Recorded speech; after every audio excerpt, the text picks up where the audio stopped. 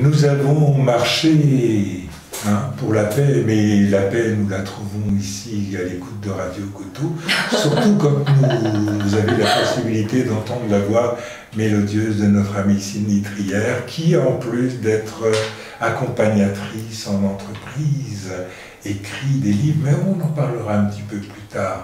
Je voudrais que vous rappeliez à tous nos auditeurs votre démarche. Racontez-nous votre historique, parce que nous, il y a longtemps qu'on se connaît. Je me souviens la première fois que vous étiez venu ici, un petit peu speedé, un petit peu stressé, mais vous avez pris une engeance, une personnalité extraordinaire, Pierre. Beaucoup d'assurance. Vous êtes stupéfait. Ah oui.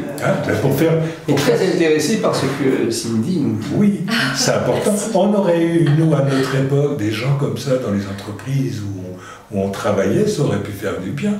Peut-être. Vous n'avez jamais été consulté par un grand cabinet de recrutement comme Bernard Crief, International, ce genre de choses? Pas à ce jour, mais pourquoi pas? On laisse la porte ouverte. Parce que dans le temps, les cabinets de recrutement, c'était des chasseurs de tête, mais maintenant, en plus d'être chasseurs de tête, ils sont accompagnateurs de cadres pour les mouler, pour les formater à l'entreprise dans laquelle ils vont les placer. Donc, ça fait partie de vos missions. Alors, pour partie, oui, mais ce ne sera pas pour le coup pour ma part, et c'est ce qui a fait un petit peu la différence avec Tremplin Carrière, c'est de ne surtout pas rentrer des gens dans des cases ou dans des moules. C'était vraiment de s'employer à ce que ça soit dans le cadre du sur-mesure et de respecter réellement la personnalité de la personne en question, de fait, de comprendre en amont les besoins spécifiques de l'entreprise, les personnalités qu'ils recherchent pour que, de part et d'autre, eh bien, on puisse se retrouver, se comprendre et travailler dans un même sens. Ça me rassure aussi, parce que pour répondre à la question de Pierre, je me demandais tout à l'heure si on n'aurait pas aimé être coaché, etc. Je dois dire que je ne me vois pas moulé formaté. Oui. Voilà, je ne me vois pas moulé formaté, je crois que c'est la liberté de créer, d'entreprendre, et ce que vous dites est tout à fait rassurant, puisque vous n'accompagnez pas dans le sens d'une fermeture, mais vous accompagnez dans le sens d'une ouverture. Et ce serait incohérent et irrespectueux de ma part, parce que pour tous celles et ceux qui me connaissent, ils vous diront qu'il est très important pour moi que d'honorer ses rêves, que d'être dans quelque chose qui nous correspond, parce que quand on fait quelque chose qui nous correspond, je crois qu'on est plus à la hauteur de nos engagements, et donc du coup, c'est important pour moi que justement, dans le cas des reconversions professionnelles, lorsque l'on vient me voir pour co-construire un nouveau projet, eh bien que la personne puisse se retrouver, se projeter, et qu'elle ait vraiment le sentiment de faire quelque chose qui lui correspond, et non pas parce qu'il faut choisir un domaine d'activité parce que c'est celui qui est le plus porteur. Est-ce que c'est pas une démarche un peu utopique parfois? Alors pour le coup, l'utopie elle a ses limites parce qu'il y a le rêve mais il y a aussi la réalité. Et très concrètement, lorsque j'ai des gens qui m'accordent leur confiance, qui viennent et qui me disent « Cindy, je n'en peux plus de la vie salariale, par exemple, je n'en peux plus de mon patron, je veux me mettre à mon compte », là pour moi, il devient capital que de les mettre face à la réalité en leur disant « Attention, c'est bien beau de ne plus avoir de patron, faut-il après se sentir à son humble niveau, en capacité d'avoir les épaules pour tenir le rythme, la cadence, de vivre une vie en lien avec des risques, puisqu'il n'y a plus de salaire qui tombe à la fin du mois, il n'y a plus de protection sociale, il n'y a pas de sécurité de l'emploi. Et donc, entre le rêve, la projection, cette liberté de se mettre à son compte et les engagements personnels, la vie de famille, les enfants, les crédits, c'est de mettre tout en perspective pour s'assurer qu'on n'est pas uniquement dans quelque chose de spontané qui va faire que quelque part on prendra des risques qui ne sont pas sous-pesés. Devant les réalités. Tout à fait.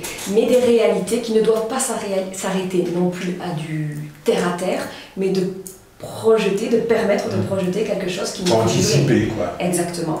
Oui. Faut anticiper l'avenir. Tout à fait. Mais c'est courageux. La personne qui fait la démarche pour venir voir Cindy Carrière, voilà, je faisais ça, j'avais ras-le-bol, je voudrais faire ça, mais honnêtement, madame, j'ai peur. On peut avoir peur de se lancer, il y a une appréhension.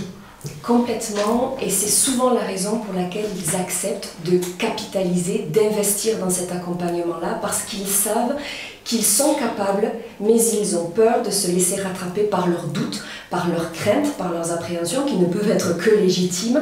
Et gage à moi, au-delà du projet que l'on construit et de vérifier la validité et la pérennité sur le long terme, c'est d'abord de s'assurer de les conditionner à être dans un état d'esprit qui soit le plus constructif possible pour se dire oui, il y a des risques, mais oui, je suis aussi capable de créer des opportunités. Et ça, c'est de le mettre dans la balance de sorte qu'ils puissent se projeter sereinement. C'est pour ça qu'il y a de plus en plus de start-up, Pierre, où tu avais une vision assez... Ce que j'aimerais savoir aussi, c'est qui est le plus facile à accompagner, l'homme ou la femme?